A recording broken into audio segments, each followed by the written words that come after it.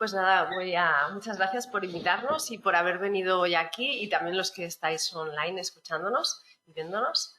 Yo hablaré sobre las ayudas de rehabilitación y sobre los fondos Next Generation. Aquí vemos un poco la hoja de ruta, ¿no? Hacia dónde queremos ir. En 2050 la Unión Europea se ha propuesto que estemos descarbonizados, que ya los combustibles fósiles sean muy pocos los que consumamos y los acabemos compensando si es que los necesitamos para alguna cosa. Y para ello, pues en 2030 nos hemos propuesto llegar a reducir las emisiones de CO2 en un 40%, mejorar la eficiencia energética en un 32,5% y que las energías renovables representen el 32% de la energía final. Parece como que todo esto de las emisiones son cosas de la industria y del transporte, pero los edificios en España representan un consumo de energía final de un 30% y en la Unión Europea, debido a la severidad del clima, llega al 40%. Y por ello, la Directiva Europea del 2010 ya nos dijo que los edificios nuevos debían ser de consumo de energía casi nulo. Y las rehabilitaciones también deben ir hacia ese objetivo. La misma directiva.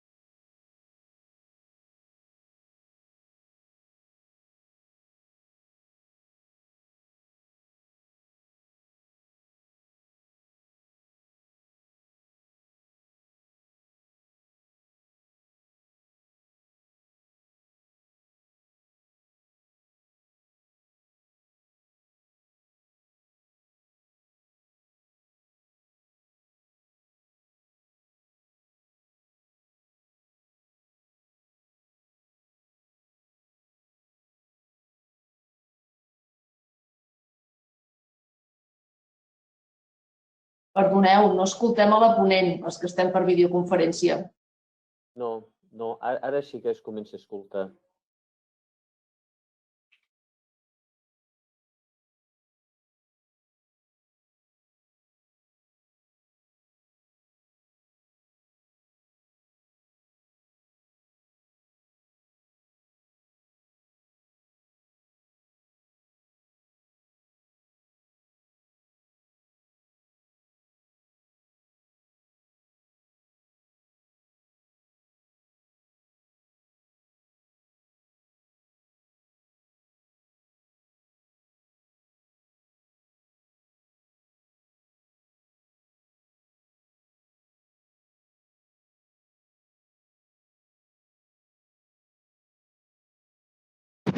No s'està fent absolutament res.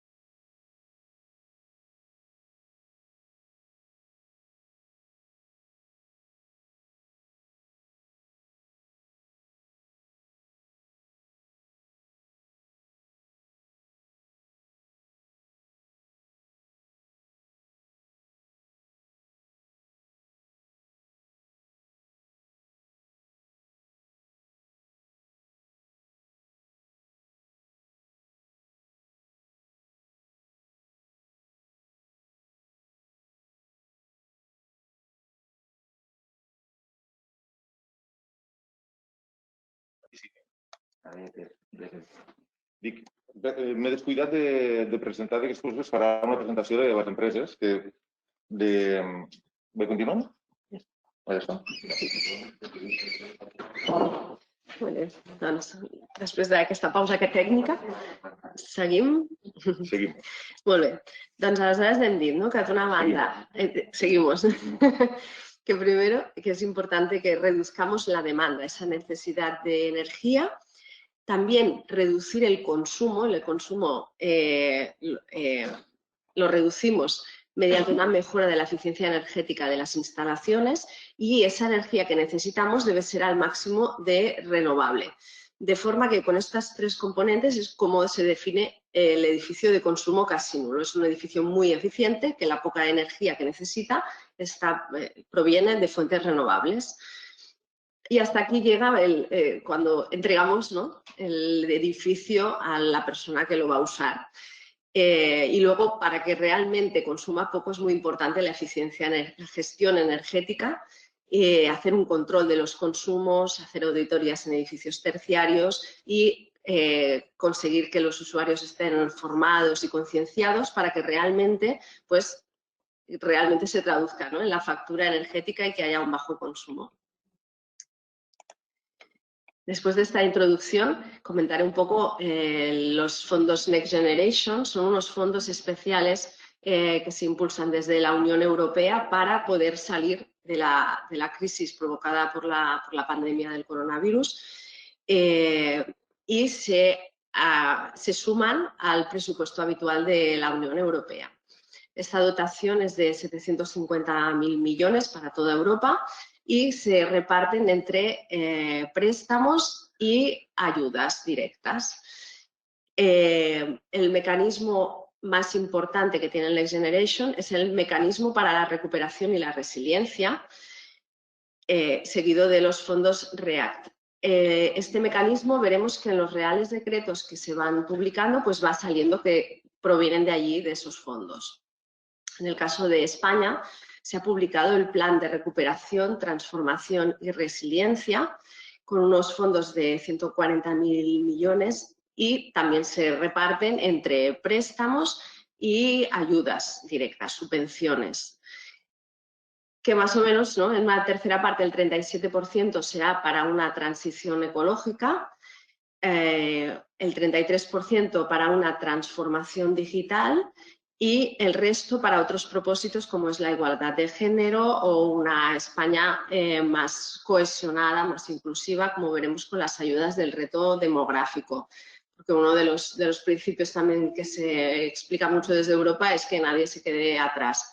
con este avance, de forma que podamos salir de la crisis causada por la pandemia, pues siendo más resilientes y que apostemos más por una economía más verde.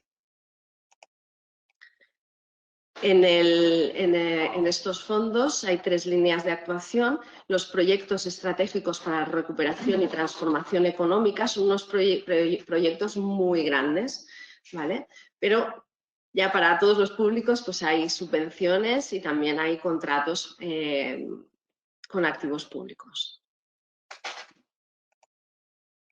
Una de las formas que se canalizan estas ayudas, este mecanismo de recuperación y resiliencia, es el programa de la rehabilitación energética de edificios para municipios del reto demográfico, para municipios de menos de 5.000 habitantes. Estas ayudas las gestiona el Ministerio de la Transición Ecológica y el Reto Demográfico. Las gestiona el IDAE y el IDAE las reparte, los beneficiarios directos son las distintas comunidades autónomas que acabamos de hacer la gestión para que se puedan pedir estas ayudas. Y aquí vemos el presupuesto en Cataluña es de 5,5 millones y proviene de este mecanismo que he comentado, de recuperación y resiliencia. En agosto se publicó el Real Decreto, las bases reguladoras, y entonces en el plazo de 3 meses tenemos que publicar la convocatoria en las distintas comunidades autónomas, que en el caso de Cataluña es el Institut Català d'Energia. Y se podrán pedir, esta convocatoria estará abierta, se podrá pedir estas ayudas hasta el 31 de diciembre del 2023. Y es para municipios de menos de 5.000 habitantes o bien para municipios no urbanos de hasta 20.000 habitantes, en los cuales sus entidades singulares de población sean de hasta 5.000 habitantes. Yo me imagino pues, varias aldeas que dependen de un mismo municipio pues, que cumplan estas condiciones. Y estas ayudas a la rehabilitación son tanto para viviendas unifamiliares, para bloques de viviendas o también para otros usos. Puede ser un edificio terciario, unas oficinas, un hospital, un centro deportivo, incluso una industria también se podría presentar a estas ayudas. Esta es la diferencia clave con las ayudas que hablaré al final y que se publicaron ayer. Aquellas son específicas para viviendas, en cambio estas incluyen también edificios terciarios.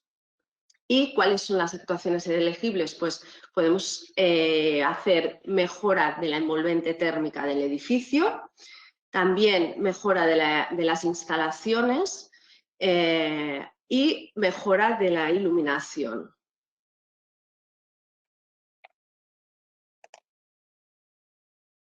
Aquí vemos los requisitos clave a destacar. Hay que leerse también el Real Decreto, porque es importante ver por dónde no cumpliríamos, detectar, ¿no? que se cumplen todos los requisitos, porque hay que presentar mucha documentación, es mucho esfuerzo y entonces pues, es importante ver primero si encaja el proyecto con los requisitos generales y luego ya pues, leerlo con más detenimiento. El edificio tiene que ser anterior al 2007. Esta fecha es importante porque en 2006 se publicó el primer código técnico, en 2007 se publicó la certificación energética de los edificios obligatorio para nueva construcción y es la fecha que se utiliza para entender que un edificio es existente o es nuevo. Y esto lo demostramos con los datos del cadastro. Es importante esto del cadastro porque luego tarda tiempo, si se tiene que hacer alguna actualización, es importante revisar, ¿no? A ver, el uso del edificio está bien en el cadastro, se corresponde con la realidad, está bien revisarlo este punto. Se tiene que cumplir también que se mejore una letra de la calificación de emisiones. Respecto del certificado energético, de cómo es el edificio en la actualidad y cómo está previsto que sea en proyecto, presentando 2 certificados, el de edificio existente y el de edificio existente en fase de proyecto. y se tendrá que cumplir también un ahorro del 30% en consumo de energía primaria no renovable. Respecto de los certificados energéticos también. Si habíais, esta convocatoria se llama Pre-5000, es como nosotros hemos llevado, estaba abierta la convocatoria para pedir ayudas del PRE, de este programa de rehabilitación de eficiencia energética en los edificios, se podía pedir hasta el 31 de julio. Como diferencia importante, si alguien no se ha presentado a esa convocatoria o la ha leído, teníamos que justificar una reducción en el consumo de energía final. En cambio, ahora ya están más alineadas todas las ayudas para justificar este ahorro en consumo de energía primaria no renovable. Esto nos facilita la vida a todos porque es el consumo que nos sale en el certificado energético en mayúsculas, junto con la reducción de el consumo con las emisiones de CO2, pues está también este consumo de energía primaria no renovable. Y en el caso de que no se pudiera certificar, pues se tendrá que justificar un ahorro en la energía final del 20%, por ejemplo, si rehabilitáramos una industria. Es importante, no es subvencionable ni el caso de obra nueva, porque la normativa ya nos obliga a ser eficientes, las ampliaciones ni de superficie ni de volumen. Es importante porque si estamos pensando en hacer una pequeña ampliación de 10 metros cuadrados, invalida todo el proyecto y también los cambios de uso quedan fuera. Y la compatibilidad con otras ayudas. Habrá unos límites que tienen que cumplir las empresas, un porcentaje de ayuda máximo, y también se pueden pedir otras ayudas, pero que no cubran los mismos costes por los cuales estamos pidiendo la ayuda. Por ejemplo, si en la rehabilitación ponemos también un ascensor y pudiéramos pedir ayuda para ese ascensor, pues sí que es compatible porque no es subvencionable dentro de esta ayuda. Aquí vemos toda la lista de destinatarios. Rápido, son todos. Se tiene que ser propietario de un edificio y puede ser una persona física o jurídica, puede ser una comunidad de propietarios u otra agrupación de propietarios que no esté regida por la propiedad horizontal. Pueden ser empresas explotadoras, arrendatarias o concesionarias, siempre que en su contrato les permitan hacer obras. Lo que queda fuera sería si una persona física está de alquiler. En este caso sí que no puede pedir la ayuda, tendría que ser la propiedad. Pero si es una empresa la que es arrendataria, sí que podría pedirla. Las empresas de servicios energéticos también lo pueden pedir. Ayuntamientos, diputaciones provinciales o bien comunidades energéticas. Y aquí vemos un poco cómo funciona esto de las ayudas. Esta convocatoria es de concurrencia simple. Esto quiere decir que según se van solicitando las ayudas, se va concediendo la subvención por orden de llegada mientras se cumplan los requisitos. A diferencia de otras convocatorias que son de concurrencia, que quiere decir que hay como un concurso y entonces quien tiene más puntos es quien recibe la ayuda. Esta no, esta es por orden de llegada. Muy importante el efecto incentivador. Al final, estas ayudas lo que quieren es movilizar el capital, que nos volquemos hacia la rehabilitación energética, que pase a ser una prioridad también para la gente, una más, ¿no? Que esté dentro de la lista de lo que una persona quiere hacer. De forma que, para demostrar que existe ese efecto incentivador, tenemos que primero pedir la ayuda y después ya podremos hacer las actuaciones. Si las actuaciones ya han empezado, pues no necesitabas esta ayuda para acabarte de decidir eso. Es como un poco lo que hay que cumplir y esto al final pues se demuestra con la documentación que se presenta, que tiene que ser posterior a cuando se pide la ayuda. Con una excepción, como tenemos que preparar documentación para pedir la ayuda, pues esa documentación tiene que ser con fecha a partir de cuando se publicó el Real Decreto, de cuando se publicaron las bases reguladoras. O sea, que si tenemos que presentar la memoria, a partir de agosto que se publicó el Real Decreto, ya podemos hacer la memoria y con su factura correspondiente toda esta documentación. Las obras en sí de modificar la fachada tendrá que ser a partir de haber pedido la ayuda. De forma que primero se publican las bases reguladoras, que esto fue en agosto. En 3 meses tenemos que publicar la convocatoria, en la cual se acaba de definir pues, el día en el cual se publica. Bueno, hay unas pequeñas decisiones, pero lo gordo ya está definido en el Real Decreto. Y una vez que ya se ha pedido la ayuda, hay 2 opciones. Si uno tiene claro que sí o sí va a hacer las actuaciones, ya puede empezar. Si no lo tiene tan claro, pues se espera a que nosotros demos la resolución en 6 meses y cuando ya sabe que realmente tiene concedida la ayuda, puede empezar las obras. La ejecución es en 18 meses a partir de que a uno le han concedido la ayuda. Las ampliaciones son muy excepcionales, que se pudiera ampliar hasta 24 meses. Y en 3 meses se tiene que presentar la justificación conforme se han hecho las actuaciones, pues presentar todas las facturas, los justificantes de pago, memoria actualizada, bueno, la documentación para justificar que realmente se ha hecho. Y esto, el principio de no causar un perjuicio significativo, nos lo iremos encontrando en todas las subvenciones que provienen de este mecanismo de recuperación y resiliencia. Proviene de un reglamento del 2020 en el cual tenemos que demostrar que nuestras actuaciones no van a perjudicar al medio ambiente y esto lo tendremos que justificar respecto de 6 puntos de vista. Desde el punto de vista de la mitigación del cambio climático, que en el caso de edificios es con el cumplimiento de la normativa conforme estamos haciendo un edificio de consumo casi nulo o bien que la renovación está cumpliendo con la Directiva Europea de Eficiencia Energética de los Edificios. Desde el punto de vista de adaptación del cambio climático, se tendrá que evaluar riesgos climáticos, por ejemplo, pues que el edificio no está en zonas inundables o qué mecanismos estamos haciendo para reducir el impacto que tendrá el calor. Sabemos que cada vez va a hacer más calor, pues cómo estamos adaptando ese edificio a esa situación.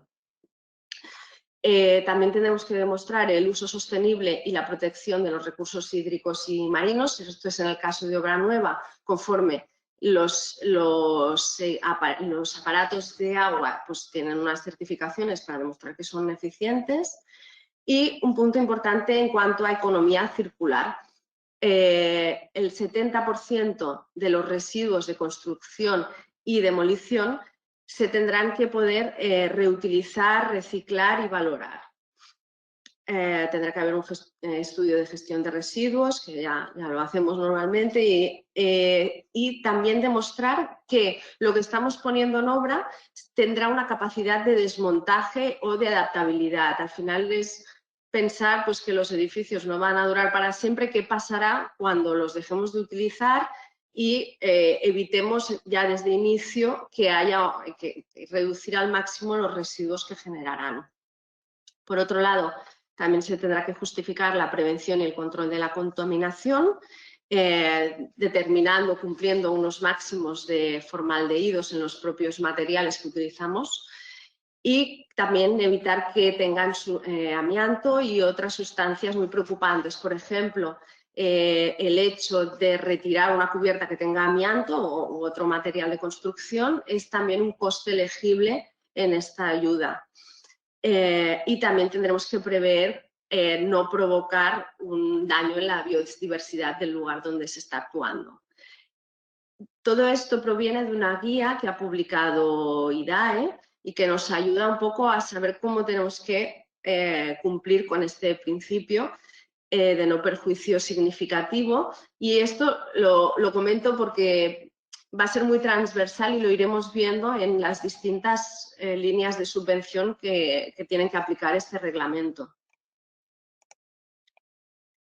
Y aquí vemos un poco cómo tenemos que calcular el coste, la ayuda que se va a recibir.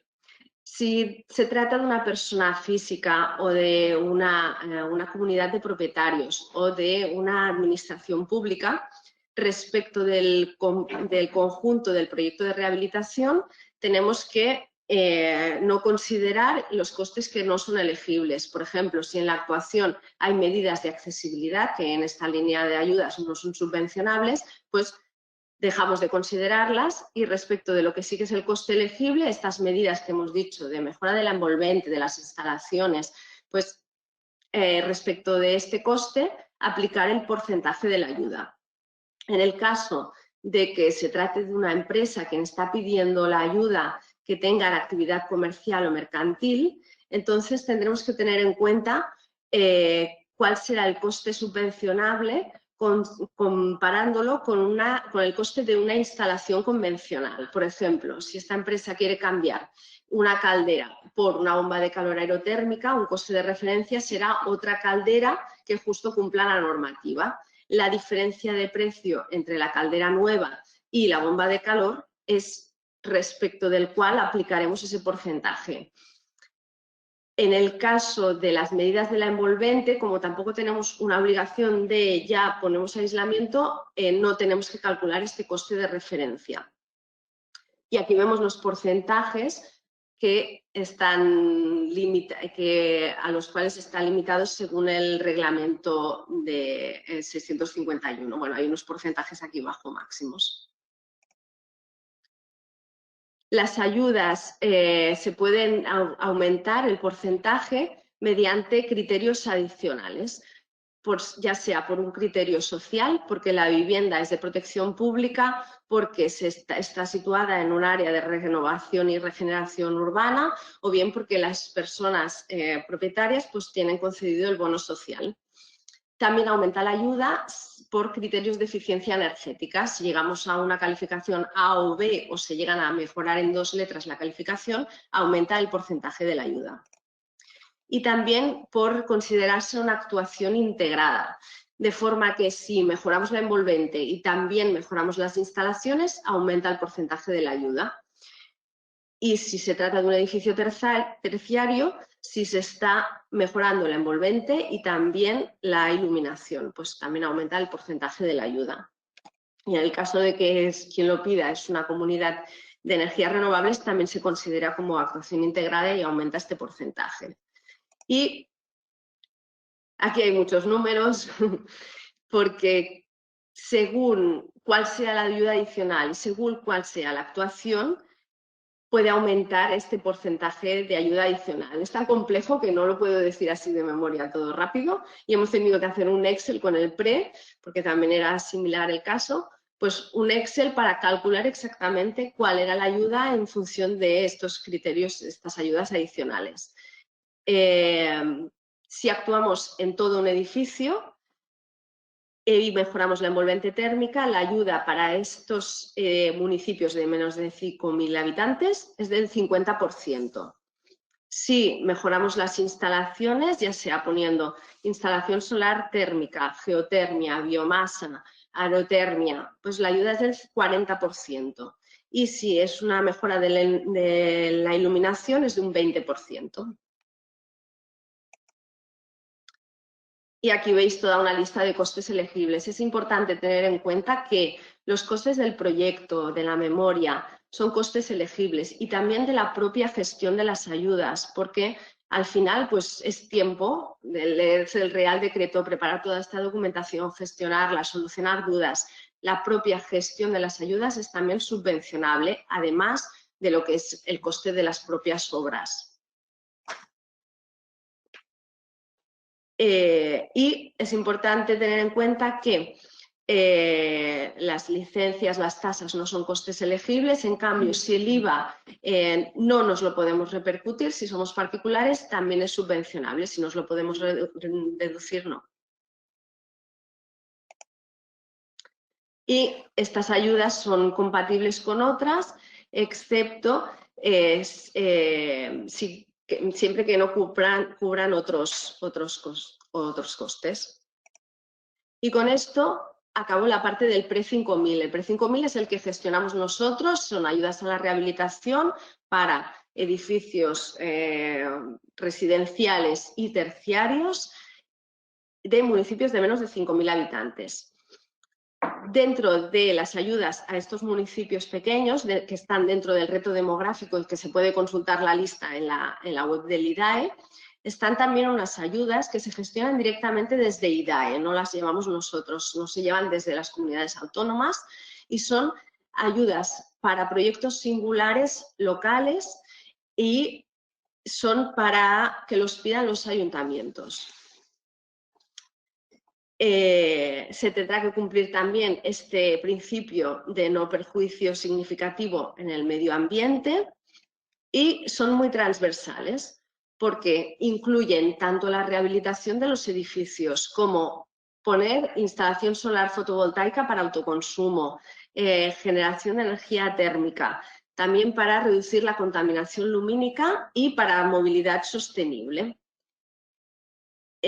La dotación es de 75 millones de euros. Aquí vemos que la financiación viene de este mecanismo de recuperación y resiliencia. Y la convocatoria lo han calculado, o sea, creo que era el día 3 de agosto, no, se publicó en el BOE el 4 de agosto y justo al cabo de 3 meses, a la 1, es cuando se abrirá la convocatoria. Lo tienen súper bien calculado, oye. Y entonces se podrán pedir, se publicará la convocatoria y ya sabremos si se podrán comenzar a solicitar estas ayudas. La inversión total elegible es superior a 40.000 euros, inferior a 3 millones de euros y como máximo un ayuntamiento puede pedir 6 millones de euros.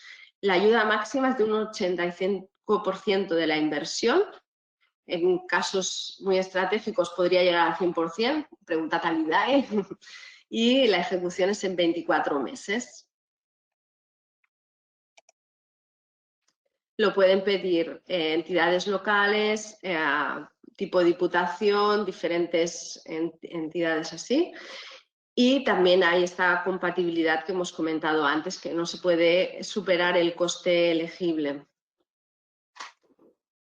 Y ya para finalizar, comentaré que ayer se publicó el Real Decreto que gestiona las ayudas de rehabilitación residencial y vivienda social dentro del Plan de Recuperación, Transformación y Resiliencia. Estas ayudas son de rehabilitación para edificios residenciales, para bloques, para unifamiliares y se gestionan desde las distintas comunidades autónomas y en el caso de Cataluña es desde l'Agència de l'Habitatge de Cataluña. En estas ayudas hay 6 programas distintos, tanto para rehabilitar a nivel de barrio como para tener oficinas de rehabilitación, para conseguir esto de la finastreta, de la ventanilla única, ¿no? Que pues habéis visto, ¿no? Que hay distintas entidades y saber un poco, ¿no? Dónde tenemos que ir a informarnos y a hacer este acompañamiento de la rehabilitación, porque una de las barreras de la rehabilitación no solo es el importe, ¿no? de la financiación, sino también la propia gestión de esta rehabilitación, que es muy compleja. Y para eso sirve este programa de apoyo a estas oficinas. También hay otro programa dentro de este marco, ¿no? De este Real Decreto de rehabilitación a nivel de todo un edificio y también está incluido otro programa que es para actuar dentro de una vivienda, dentro de un bloque, que nosotros cuando hemos tenido las ayudas del PRE, del programa de rehabilitación, hemos tenido muchas consultas de personas. Es que me quiero cambiar las ventanas de mi casa, esto ya representa para mí un gran esfuerzo y no teníamos la vía, era difícil que se llegara a cumplir los requisitos solo cambiando las ventanas. Aquí deja esta puerta abierta. También hay un programa para la elaboración de un libro del edificio que el Real Decreto nos indica qué contenido tiene que tener, que incluye también el certificado energético, nos sirve un poco de guía para poder programar y poder tener más claro cuáles serían las actuaciones y también un programa para viviendas de alquiler social. Citaré un poco los requisitos que nos piden tanto para las actuaciones de barrio como las de edificio y las de vivienda dentro de un bloque, porque creo que son los programas como más transversales, ¿no?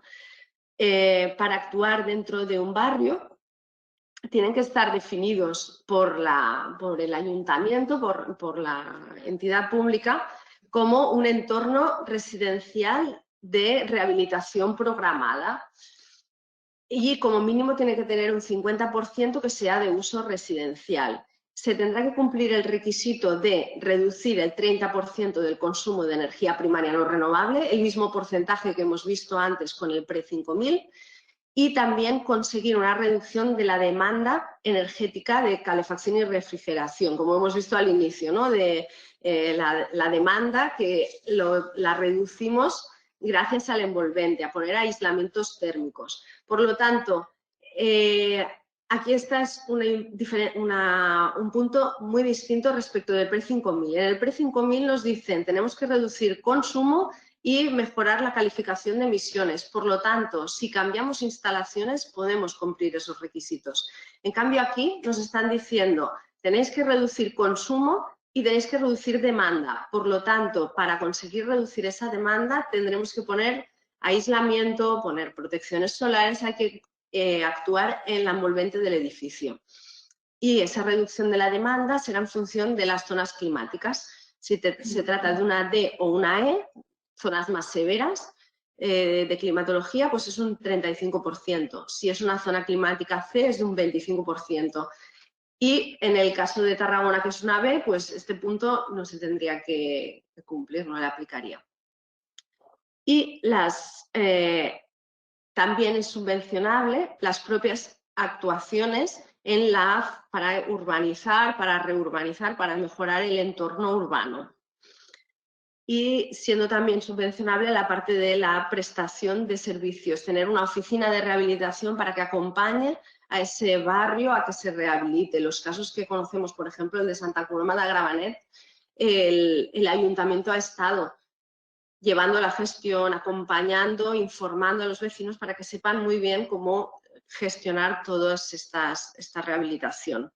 En función de cuál sea la reducción del consumo energético que consigamos, aumentará el porcentaje, de forma que si reducimos entre un 30 y un 45%, el porcentaje de la subvención será de un 40%, si reducimos entre un 45 y un 60%, la ayuda es del 65%, y si es más de un 60% es de un 80% la ayuda. ¿Eso qué quiere decir? Al final, desde Europa quieren que vayamos hacia edificios de consumo casi nulo. Por lo tanto, si conseguimos que el edificio sea más eficiente, nos dan más ayuda para intentar impulsar grandes rehabilitaciones. También hay ayudas para la rehabilitación en todo un edificio y se tienen que cumplir los requisitos que hemos dicho antes. Reducción del 30% del consumo de energía primaria no renovable. Esto es respecto del certificado energético, de cómo está ahora y cómo preveemos que esté el edificio. Reducción de la demanda energética según la zona climática, como hemos visto antes a nivel de barrio. Y en este caso los destinatarios serán las personas que sean propietarias o usufructarias de viviendas, administraciones públicas que pueden ser propietarias también de estos edificios residenciales, cooperativas, empresas arrendatarias, etcétera. Y también, como hemos visto antes en los barrios, en función de cuánto ahorremos en consumo, tendremos más porcentaje de ayuda. Y ya para finalizar, esta opción de estoy dentro de mi piso o de una casa unifamiliar y quiero rehabilitar, pues también se puede pedir. Y en este caso también deja puerta abierta para que sea la propia persona que esté en alquiler que pueda hacer la inversión, o bien administraciones públicas. Se tiene que conseguir una reducción de la demanda de calefacción y refrigeración mínima de un 7%. Entonces, aquí sí que es un porcentaje que vale la pena estudiar si se consigue, por ejemplo, al cambiar unas ventanas, estudiar si llegamos a reducir este porcentaje, que sería posible. O bien conseguir una reducción en el consumo de energía primaria de un 30%, pero sí que nos dan las dos opciones, reducción en demanda o bien en reducción en consumo. Cuando actuamos en todo el bloque tienen que ser las dos condiciones. Y aquí es una de las dos. el coste mínimo de la actuación es de 1.000 euros por vivienda y la ayuda es de un 40% con un límite de 3.000 euros. Y con esto acabo mi presentación. Y si hay alguna duda o al final de la presentación, pues adelante. Yo, si puedo hacer otras preguntas.